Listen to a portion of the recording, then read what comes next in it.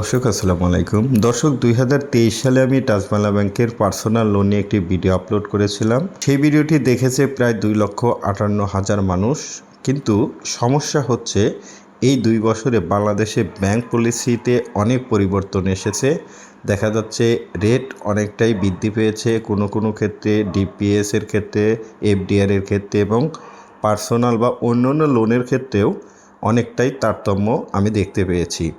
তাই আজকে আমি টাচ বাংলা ব্যাংকের কাস্টমার কেয়ারে ফোন করে 2026 সালের পার্সোনাল লোন সম্পর্কে বিস্তারিত জিজ্ঞেস করেছি এবং কাস্টমার কেয়ার থেকে আমাকে যে ইনফরমেশন দিয়েছে এবং আমরা বর্তমানে ওয়েবসাইটে যে ধরনের ইনফরমেশন পাচ্ছি সেটা বাস্তবিক কতটুকু মিল রয়েছে আজকের ভিডিওতে সেই বিষয়টি আপনাদের সাথে শেয়ার করব।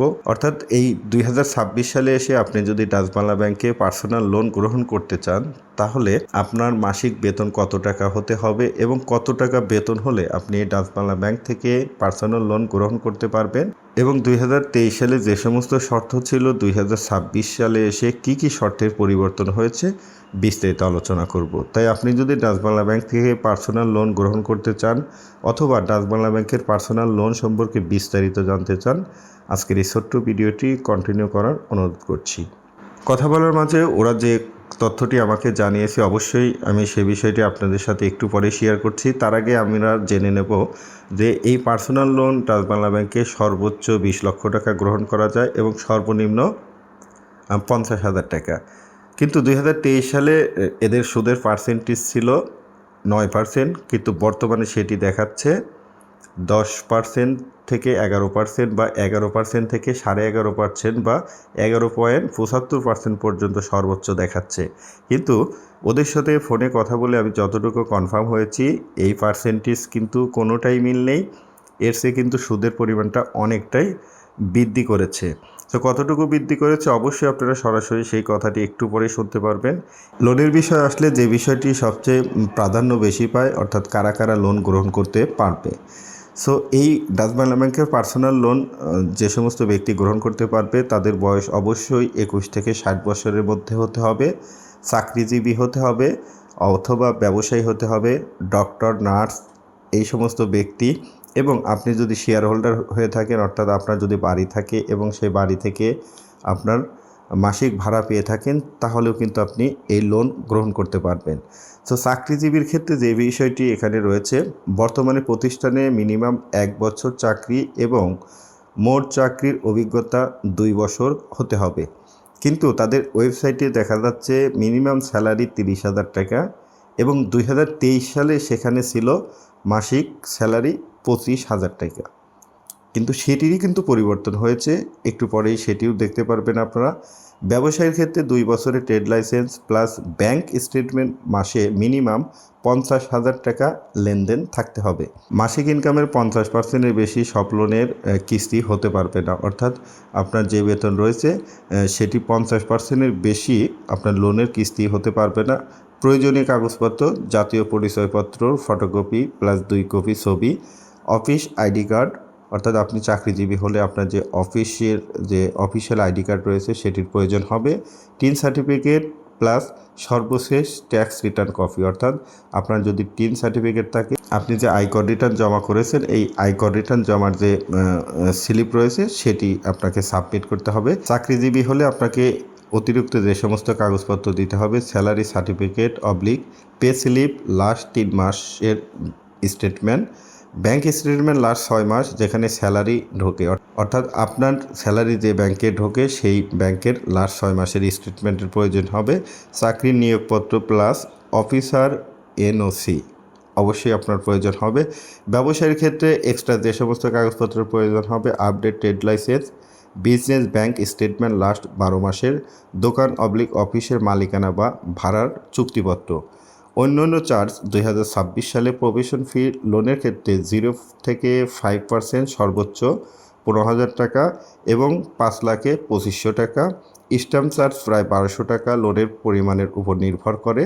আর্লি সেটেলমেন্ট ফি বাকি আসলের 2%, 1 বছরের আগে ভাঙলে 3%। আমরা যদি সুদের পরিমাণ এইখানে দেখি আপনারা দেখতে পাচ্ছেন টাচ বাংলা ব্যাংকের পার্সোনাল লোন 2026 সুদের হার 10.25% থেকে 11.50%। লোন অ্যামাউন্ট সর্বনিম্ন 50,000 থেকে সর্বোচ্চ 20 লাখ টাকা পর্যন্ত। মেয়াদকাল 12 মাস থেকে 60 মাস, অর্থাৎ সর্বনিম্ন 1 বছর থেকে 5 বছর পর্যন্ত রয়েছে। ইএমআই 5,10,746 টাকা 60 মাসের ক্ষেত্রে। মিনিমাম স্যালারি আপনারা এখানে দেখতে পাচ্ছেন 30,000 টাকা। আপনারা এখানে যে তথ্যগুলো দেখতে পাচ্ছেন ওয়েবসাইটে, সম্পূর্ণ তথ্যগুলোই কিন্তু ভুল রয়েছে, অর্থাৎ সুদের পার্সেন্টেজ ভুল রয়েছে এবং আপনার স্যালারির পরিমাণ যেটি রয়েছে সর্বনিম্ন 30,000 টাকা, সেটিও কিন্তু ভুল রয়েছে। সো ডাচ বাংলা ব্যাংকে যে তথ্যটি দিয়েছে সেটি আমরা যদি একটু শুনে আসি তাহলে বিষয়টি আমাদের কাছে সম্পূর্ণটাই ক্লিয়ার হয়ে যাবে। তাহলে চলুন আমরা শুনে আসি ডাচ বাংলা ব্যাংক আমাদেরকে এই পার্সোনাল লোনের ক্ষেত্রে কি কি ইনফরমেশন দিয়েছে। ডাচ বাংলা ব্যাংক থেকে ইজাজ বলছি, কিভাবে আপনাকে সহযোগিতা করতে পারি? জি, আসসালামু আলাইকুম। আমি ডাচ বাংলা ব্যাংকের পার্সোনাল লোন সম্পর্কে একটু জানতে চাই। বিষয়টা হচ্ছে, আমি যেহেতু একজন কন্টেন্ট ক্রিয়েটর, আমি ইউটিউবে ভিডিও আপলোড করি ব্যাংক রিলেটেড তথ্য নিয়ে। তো সেই ক্ষেত্রে দেখা যাচ্ছে আপনাদের ওয়েবসাইটে যে সমস্ত ইনফরমেশন দেওয়া রয়েছে, কারা কারা এই লোন পাবেন এবং এর লোনের জন্য সুদের পরিমাণ কত। তো সেই ক্ষেত্রে দেখা যাচ্ছে আপনাদের বাস্তবিক অর্থে ওয়েবসাইটের সঙ্গে ব্রাঞ্চে বা শাখায় গিয়ে কমিউনিকেশন করলে দেখা যাচ্ছে কিছুটা তারতম্য দেখা যায়। সো সেই হিসাবে এই ক্ষেত্রে আপনাদের কাছে আসল তথ্যটা আমি একটু পেতে চাচ্ছি। এখন স্বাভাবিকভাবে আমাদের বর্তমানে যে পার্সোনাল লোন, এটা ইন্টারেস্ট রেট হচ্ছে 13%। সরি, একটু সামনে যাওয়ার সময় দেবে আপনি আরো জি, এটা যে ইন্টারেস্ট 13% বর্তমানে। আর হচ্ছে আমাদের যে লোনটা আছে, স্যালারিড পার্সন আছেন, প্রফেশনাল, বিভিন্ন প্রফেশনাল যারা আছে, ডক্টর, ইঞ্জিনিয়ার, আছেন ল্যান্ডলর্ড অথবা ল্যান্ডলেডি বা বিজনেস ইন্ডিভিজুয়াল। এছাড়া আছে ব্যাংকার্স আছেন, তারা লোনটা নিতে পারেন। এখানে স্যালারি পার্সনের ক্ষেত্রে স্যালারি রেঞ্জটা হচ্ছে, যদি আপনার স্যালারিটা ডাচ বাংলা ব্যাংকে আসে, ব্যাংকের অ্যাকাউন্টে আসে, সেক্ষেত্রে এটা হচ্ছে গ্রোস স্যালারি 40,000। আর যদি আদার ব্যাংকের অ্যাকাউন্ট হোল্ডার হন, সেক্ষেত্রে গ্রোস স্যালারি হবে 80,000 থেকে শুরু। আর ব্যাংকার্সদের ক্ষেত্রে গ্রোস স্যালারি 40,000 হলেই হবে। প্রফেশনালস, ল্যান্ডলর্ড অথবা ল্যান্ডলেডি বা বিজনেস ইন্ডিভিজুয়ালস এর ক্ষেত্রে নিট ইনকাম 80,000 বা তার বেশি হতে হবে। আচ্ছা, এই চাকরির ক্ষেত্রে কি এটা সরকারি বা বেসরকারি কোনো চাকরি এরকম কোনো ভাগ আছে, নাকি স্যালারি 80,000 প্লাস হলেই হবে? 80,000 প্লাস আদার্স ব্যাংকের ক্ষেত্রে 80,000 প্লাস হলেই হবে, ডাচ বাংলা ব্যাংকের ক্ষেত্রে 40,000 প্লাস হলেই হবে। সেক্ষেত্রে তিনি গভর্নমেন্ট এমপ্লয় বা প্রাইভেট এমপ্লয়, এটা ডিপেন্ড করছে না। এছাড়াও আছে হচ্ছে যারা রেমিটেন্স আর্নার আছেন যারা, ঠিক আছে, তারাও হয়তো লোনের জন্য এলিজিবল আছেন, পার্সোনাল লোনের জন্য। এটা সেম ডাচ বাংলা ব্যাংকের চ্যানেল আসছে এবং ডাচ বাংলা ব্যাংকের অ্যাকাউন্টে রেমিটেন্সটা আসতে থাকে 40,000 টাকা বা তার বেশি, বা ইনওয়ার্ড রেমিটেন্স থ্রু আদার ব্যাংকের মাধ্যমে আসতে 80,000 বা তার বেশি হতে হয়।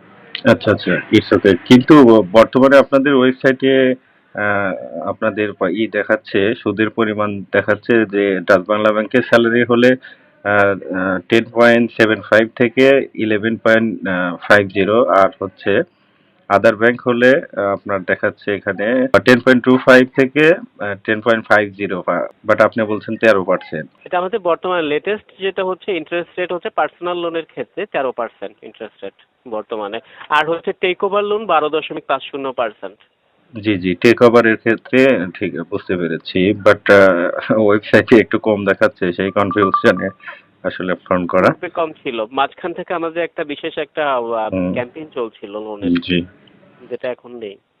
আচ্ছা আচ্ছা, বুঝতে পেরেছি। তাহলে চাকরির এমপ্লয়মেন্ট সরকারি বা বেসরকারি এরকম কোনো নেই, শুধুমাত্র স্যালারির ক্ষেত্রে আপনার 80,000 টাকা প্লাস স্যালারি হলেই সে, এবং যারা রেমিটেন্স আপনাদের ব্যাংকে যারা রেমিটেন্স পাঠিয়ে থাকে তারাও সর্বনিম্ন 50,000 টাকা এবং সর্বোচ্চ 20 লক্ষ টাকা।